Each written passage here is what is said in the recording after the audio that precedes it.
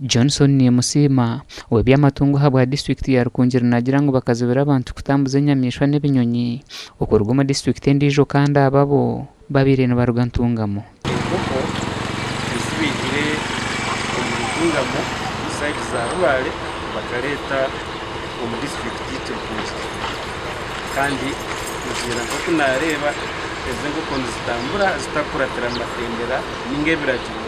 ebitukuratira twantambuza amatungo obu nagira ngo nko kwezi zibasa kuturuza izindi habarukeho bunkenke wara ezibasa kwata amakenko poziti kunuya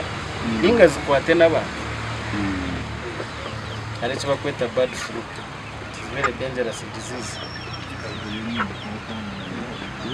so mushemere kuba anikire kona mwana mutambuza nine kwana nine mutambure umubiragiro mutakashanga mu bya side iriya y'ibiragiro kandi bakabategereza Paul Cyangungu umudumizi wa polisi habwa Rukungiri district hameza makuraga kandi yashaba abatura okuguma berinzire orode twakwatira umuntu be naguza enkoko zirwire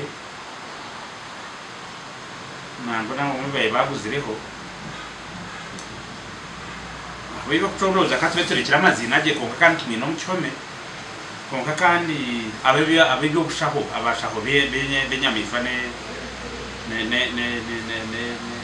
binyuye bitwa kweteko orode ba confirmire mwe ko zigezita zirweye Shon abantu ngo babe buriye ndara bageze kucondoza kumanya aho ibinte bibirukoreka hati nko muri kigezi kanungu iriya blacklist bwa ahagwejo gasha kwa Dana Basibye.